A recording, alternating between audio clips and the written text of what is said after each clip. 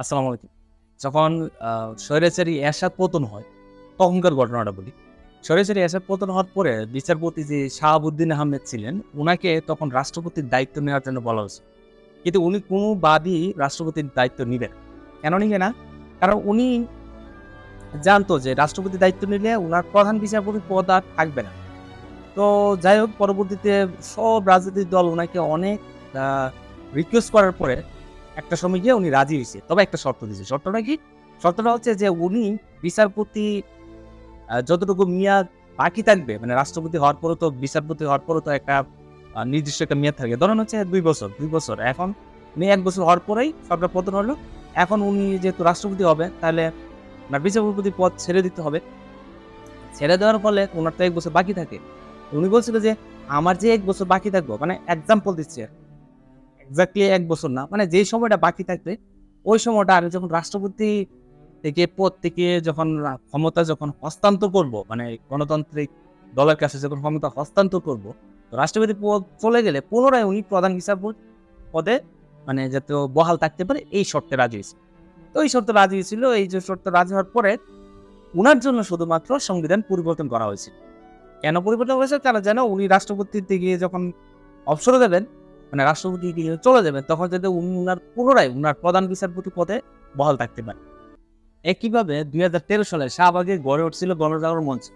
তাদের মূল দাবি ছিল ট্রাইব্যুনাল রায়ের বিরুদ্ধে রাষ্ট্রপতি যে আপিল করতে পারে না, সে আইন পরিবর্তন করা।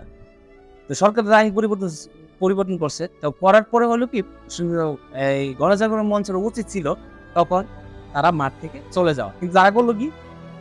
তারা হচ্ছে পরবর্তীতে আরো মানে মুখপাত্র হয়ে গেল। পরবর্তীতে বিভিন্ন জায়গায় তারা বিভিন্ন বিবৃতি দেওয়া শুরু করছে।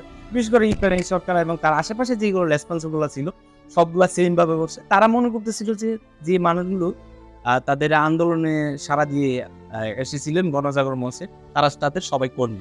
পরবর্তীতে ২০১৮ সালে ইমরান সরকার নির্বাচন করল। পরবর্তীতে তার জামানত পর্যন্ত বাতিল হইছে। মানে ভোট তো পাইলই না। যে কয়টা ভোট পাইছে এর পরবর্তীতে জামানত পর্যন্ত বাতিল হয়ে গেছে।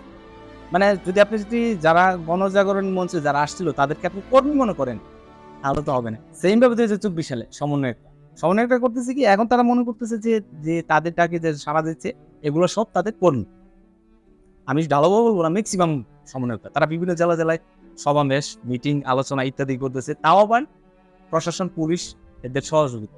আপনারা রাজনৈতিক দল করতেই পারেন। এটা আপনাদের গণতান্ত্রিক অধিকার এবং এটা যদি আপনি করেন সবাই আপনাদেরকে স্বাগত জানাবে। কিন্তু আপনি রাজনৈতিক দল নামার আড়ালে আপনারা এক প্রকার যেটা গত ১৭ বছর আমরা দেখে আসছি স্বৈরাচারী মনোভাব। তাদের ইতিপূর্বে তাদের অর্থ আত্মসাতের বড় ধরনের একটা গুরুতর অভিযোগ চলে আসছে এবং তাদের আ এ বিভিন্ন জায়গায় ডিসি তারপরে এসপি নিয়োগের ক্ষেত্রে তাদের বিরুদ্ধে অভিযোগ চলে আসছে এবং বিভিন্ন জায়গায় তাদের মানে আওয়ামী লীগ সরকার যেগুলো করছিল, যে স্বৈরাচারী কাজগুলো করছিল, তারা এই কাজগুলা করার প্রবণতা তাদের মধ্যে চলে আসছে।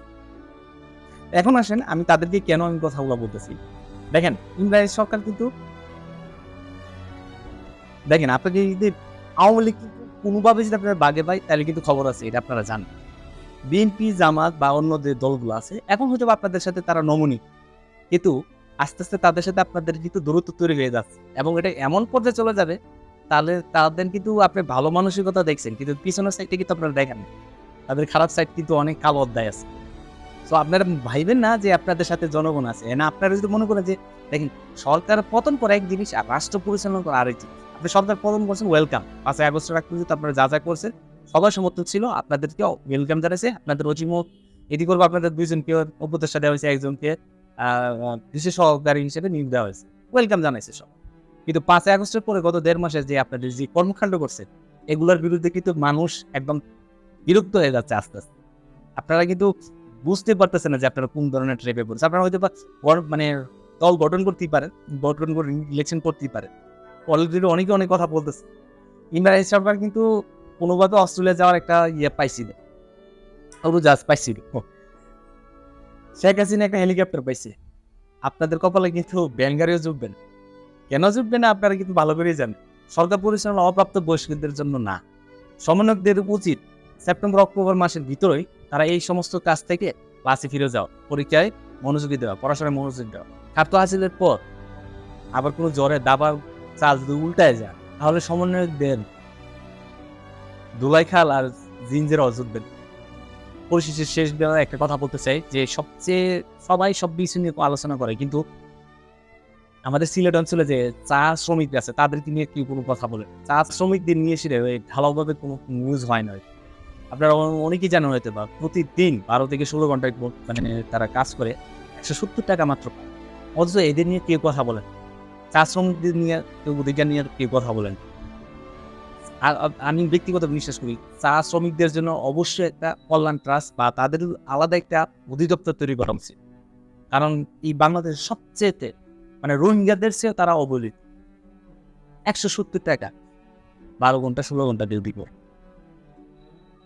আশা করি সংশ্লিষ্ট কর্মকর্তারা বা উচ্চ পর্যায়ে যারা আছে তারা এই ব্যাপারগুলো দেখাশোনা করবে। সবাই ভালো থাকবেন, সুস্থ থাকবেন। আল্লাহ হাফেজ।